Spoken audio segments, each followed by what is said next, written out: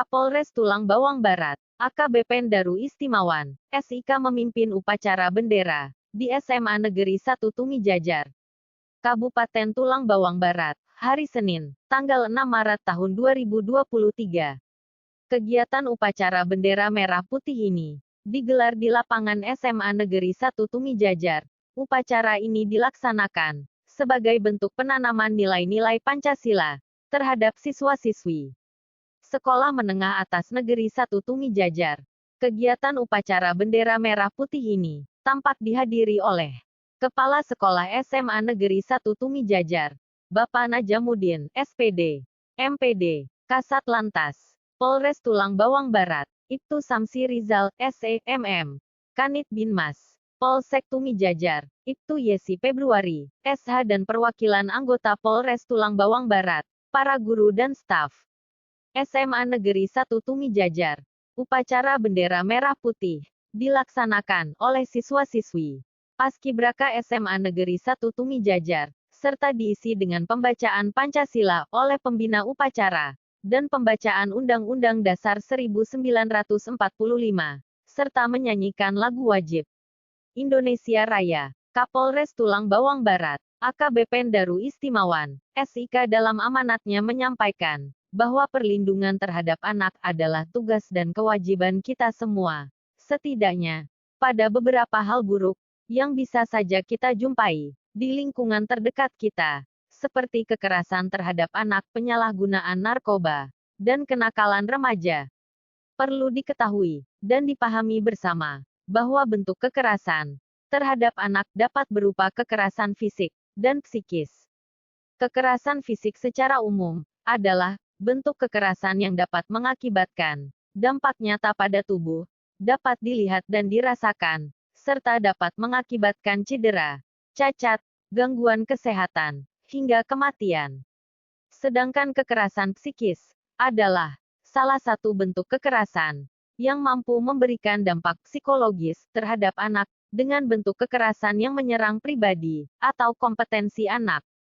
Secara tidak disadari, kekerasan ini biasanya dilakukan dalam bentuk persekusi, penolakan, menyingkirkan, meneror, menjauhi, merusak kepercayaan diri anak.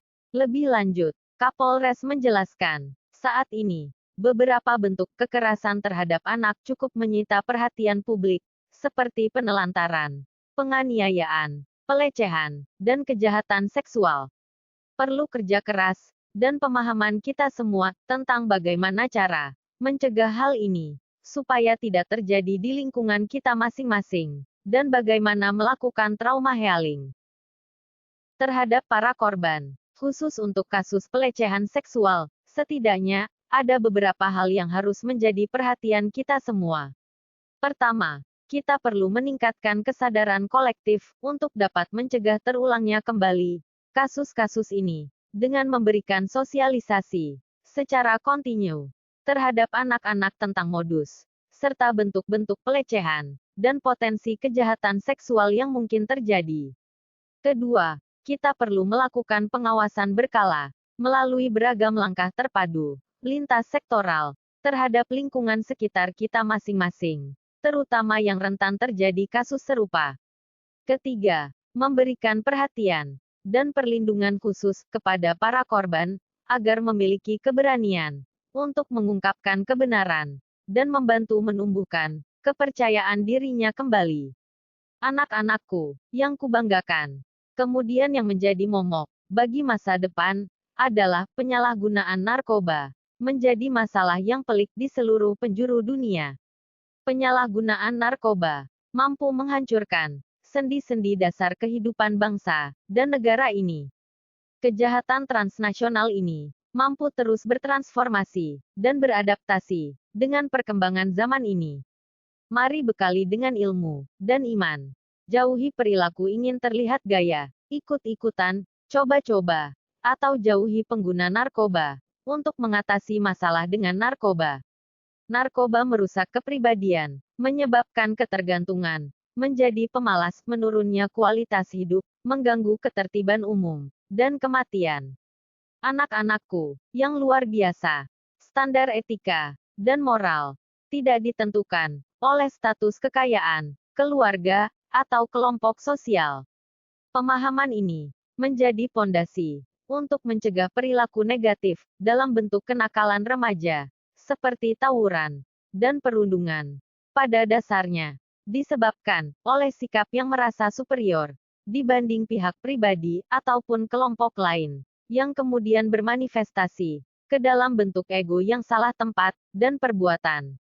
Semboyan Bhinneka Tunggal Ika, serta nilai budaya Nengah Nyapur, adalah bentuk keluhuran dari nilai-nilai dasar bangsa, dan khususnya masyarakat di Lampung, untuk dapat menghargai perbedaan dan keberagaman sebagai genetik dari Indonesia, yang tidak membedakan satu suku, agama, ras dan antar golongan satu dengan yang lain dalam bingkai Negara Kesatuan Republik Indonesia. Peserta upacara yang berbahagia, pada Undang-Undang Nomor 23 Tahun 2022 tentang Perlindungan Anak, dan Undang-Undang Nomor 35 Tahun 2009 tentang narkotika, pelanggaran terhadap perlindungan anak, dan narkoba, diancam dengan hukuman pidana, serta denda uang yang tidak ringan. Oleh karenanya, sekali lagi, saya mengajak kita semua untuk bekerja sama, menjaga dan melindungi masa depan bangsa, ujar Kapolres.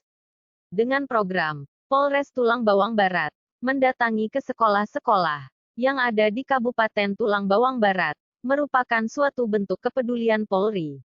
Dalam hal ini, Polres Tulang Bawang Barat menghimbau kepada Dewan Guru terhadap para pelajar, siswa-siswi, baik di tingkat SD, SMP, dan SMA, di wilayah Kabupaten Tulang Bawang Barat, agar untuk memotivasi para siswa-siswinya, dan untuk menghindari penyalahgunaan miras, dan narkoba, maupun perbuatan-perbuatan yang nantinya akan melanggar hukum. Informasi ini dari Humas Polres Tubaba. Jangan lupa di-subscribe dan like ke channel ini, supaya berkembang baik. Seandainya sudah di-subscribe dan like, saya ucapkan terima kasih.